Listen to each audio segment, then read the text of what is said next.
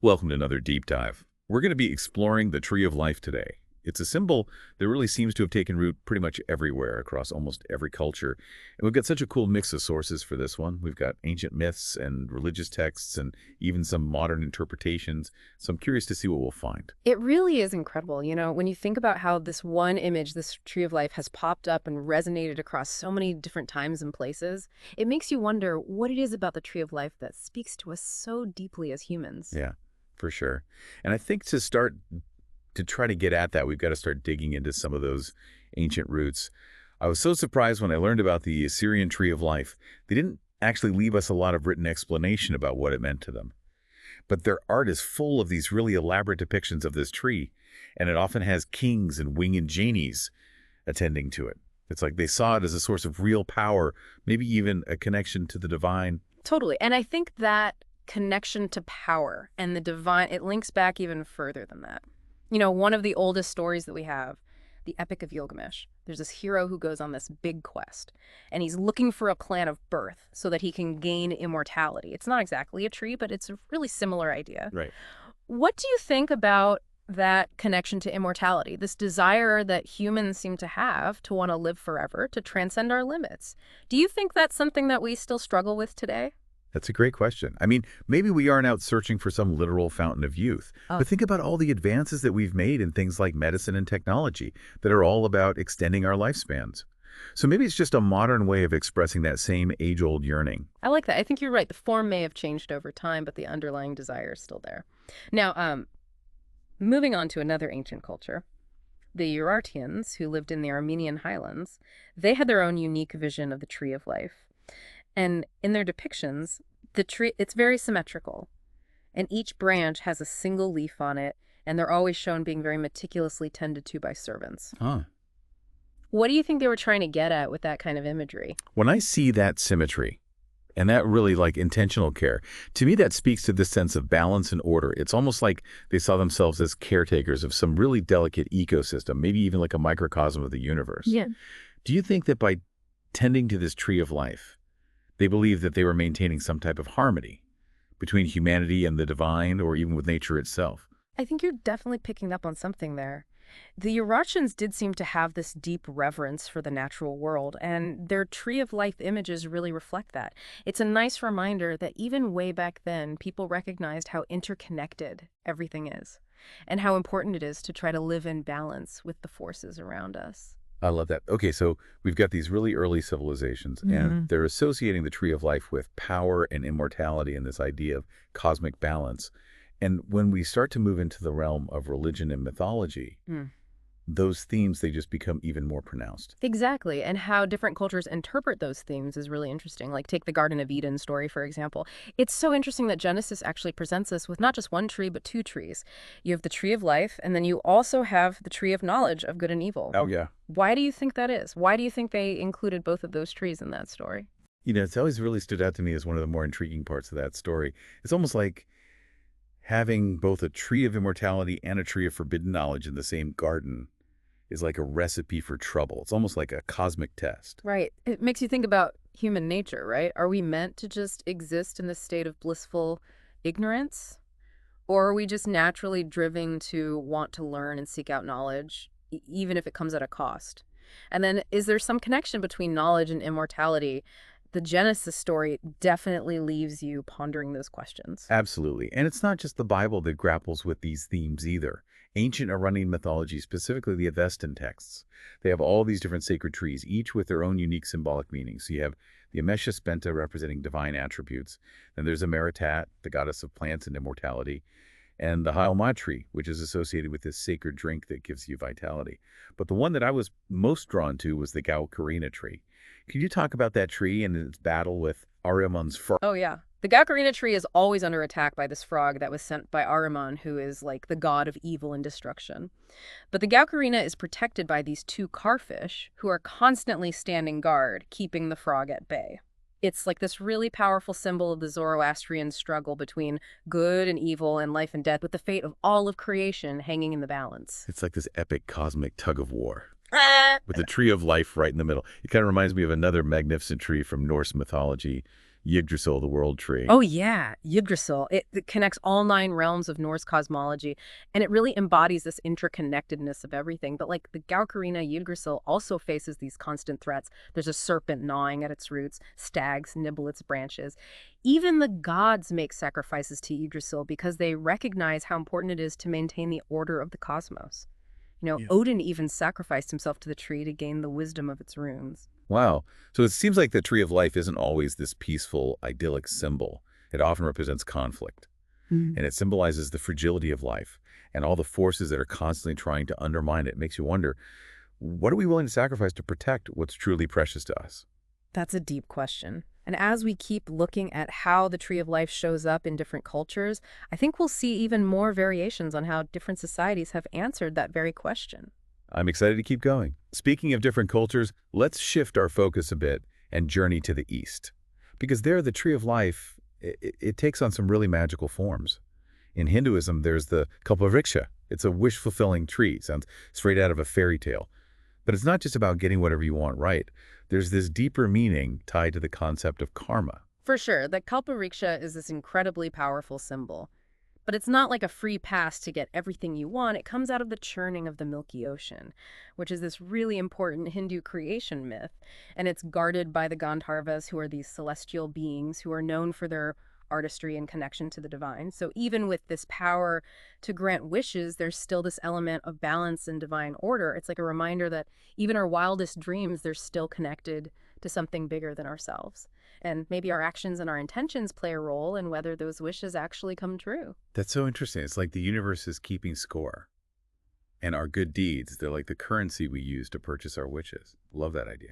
And then there's Chinese mythology with its tales of peaches of immortality and those awesome bronze trees that were discovered at Sangxingdui. They're visually amazing.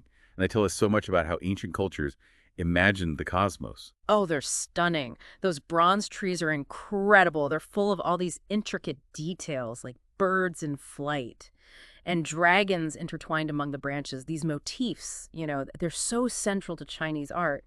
And they represent power transformation and this aspiration to transcend your earthly limitations. It's like those ancient artisans were trying to capture the essence of the cosmos itself in these bronze trees. So amazing. It's incredible how these physical representations of the tree of life can evoke such powerful ideas and feelings.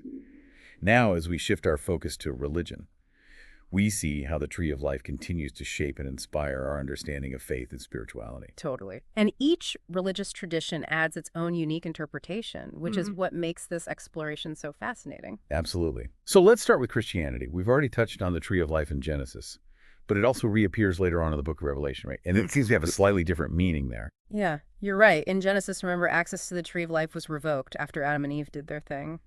But in Revelation, the tree of life, it's presented more as a source of healing and sustenance.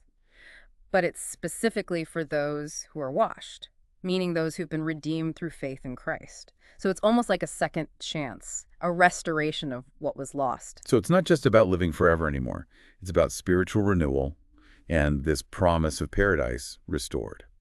That's interesting. And I know there are actually a lot of different interpretations, even within Christianity, about what the tree of life actually represents. Oh, yeah, definitely. Some Christians see it as a symbol of Christ himself, Yeah. like he's offering salvation through his sacrifice on the cross. Others see the tree itself as representing the cross, the instrument of that sacrifice. And then some people connect the tree of life to the Eucharist, the sacrament of communion. So there are all these different layers. It shows just how rich and complex Christian symbolism can be. Absolutely. Now, what about Islam? What's their take on the tree of life? Islam offers a very unique perspective on the tree of life. The Quran, it focuses on a single forbidden tree of immortality, and God forbids Adam and Eve from approaching it. So unlike the Christian concept of two trees, the focus in Islam is on this one forbidden tree. That's fascinating. And it's not just a literal tree, right? The Quran also uses the tree metaphorically to represent different ideas. That's right. A lot of times in the Quran, you see trees being used as these metaphors for different ideas, ways of life, even whole communities. So a good tree, one that has strong roots and bears lots of fruit that symbolizes righteousness and flourishing. But on the other hand, a tree that's all withered and barren that represents corruption and decay. It's such a powerful way of getting those moral and spiritual truths across. It's like the tree becomes this mirror. It reflects the state of our own hearts and minds. Are we cultivating a garden of virtue and good deeds? Or are we letting our inner world get all overgrown with bad stuff? I like that. That's a great analogy. Thanks. Okay, so we've covered Christianity and Islam. Now, what about Mormonism? I hear they've got a really interesting take on the tree of life as well. Yeah, they do. Lehi's vision of the tree of life, it's described in the Book of Mormon. And it's the central story in the Mormon faith. It's all about the importance of faith, and specifically clinging to the Word of God to help you overcome the challenges of life and resist temptation. It's almost like an allegory for the whole human experience, isn't it? Like we're all on this journey trying to find our way to that source of spiritual nourishment. But there are so many distractions and things trying to pull us off course. And what about Kabbalah? I know that the tree of life is really important in Jewish mysticism. It's hugely important. In Kabbalah, the tree of life, it's not just a symbol, it's a map of the divine realm. It's made up of these 10 interconnected sephirahs, and each sephirah represents a different aspect of God's attributes. Wow. So it's not just about a tree. It's about understanding the whole structure of reality, the nature of God, and our place in this grand cosmic scheme. It's amazing how this one symbol can hold so much meaning. It is really remarkable. It really makes you wonder why this specific image has resonated so deeply across all these different cultures and throughout all of history. It really does. Maybe it's the way that trees are so rooted in the earth. But they also reach up towards the heavens. It's like they embody both our groundedness in the physical world and this longing for something more, something transcendent. Yeah, that's a good point. They bridge the gap between the earthly and the divine, between the tangible and the intangible. Wow. And it's interesting to see how that symbolism, how it's evolved and how it's showing up in new ways in the modern world. Totally. Speaking of modern interpretations, Mm-hmm. I know we see the tree of life popping up all over in art and in movies. I was thinking about that painting by Gustav Klimt, The Tree of Life, the one with the swirling patterns and the golden leaves. It's so captivating, but it's also kind of mysterious, like a glimpse into another world. It's beautiful. Klimt's painting is a great example of how the tree of life can be used to explore these really complex emotions and spiritual ideas. And then in film, you've got movies like Knowing and The Fountain. They both use the tree of life to grapple with themes of destiny and mortality and our connection to something bigger than ourselves.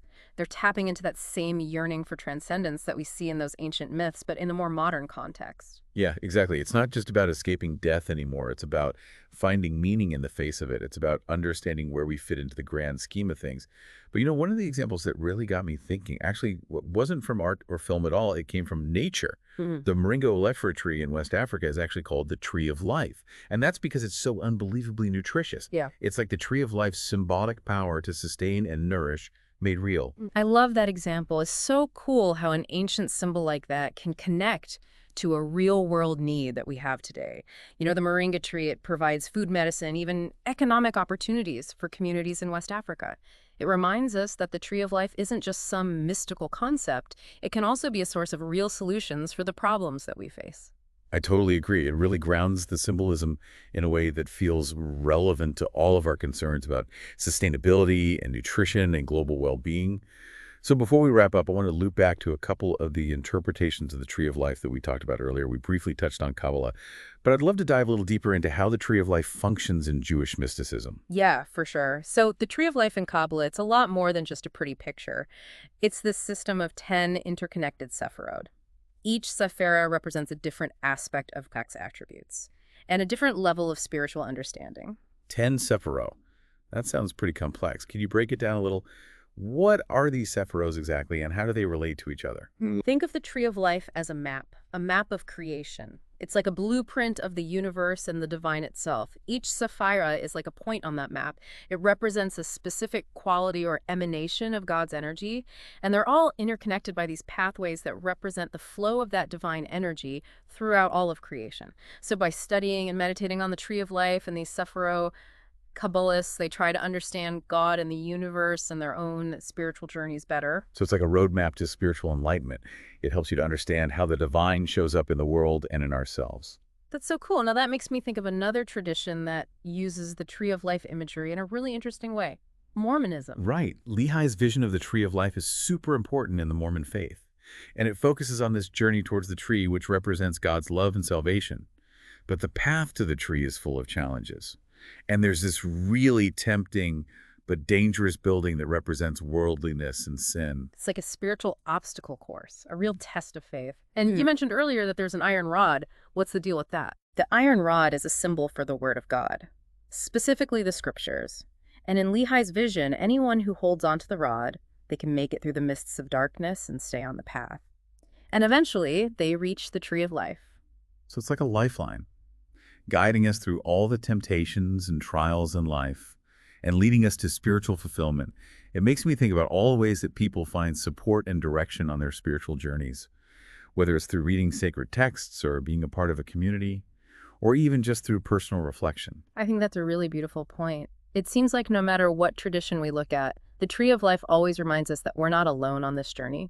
There's something bigger than us out there that we can connect to, whether you call it God or the universe or just the interconnectedness of everything. It all comes back to that feeling of connection. So that kind of brings us full circle back to our original question. What is it about the tree of life that speaks to people across cultures and time periods? We've looked at ancient myths and religious texts and incredible art and even the natural world.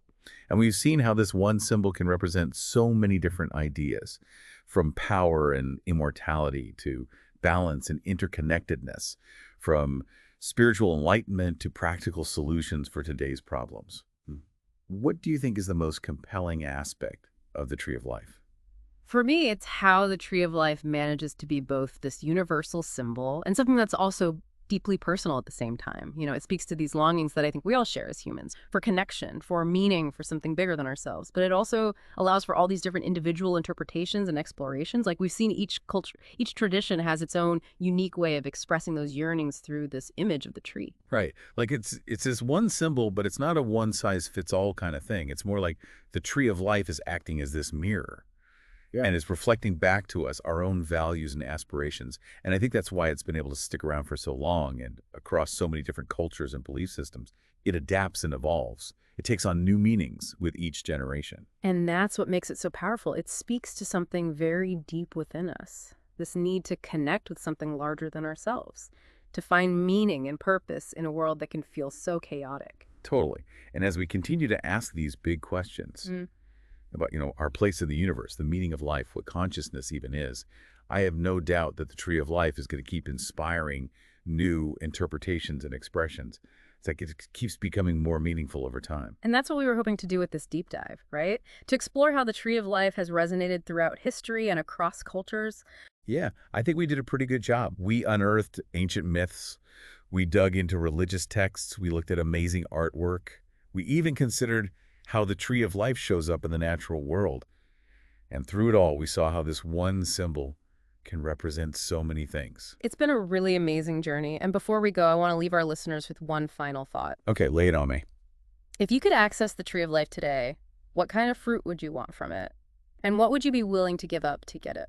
Whoa, that's a really powerful question.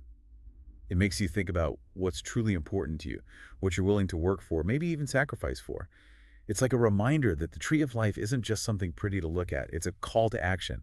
It's an invitation to dive into the mystery of life and to figure out our own path to fulfillment. Exactly. The tree of life encourages us to go on these personal journeys of growth and discovery and transformation. And so we'll leave you to think about that question and to keep exploring this endlessly fascinating symbol. Thanks for joining us on this deep dive. Until next time, keep branching out, keep exploring, and keep seeking your own Tree of Life.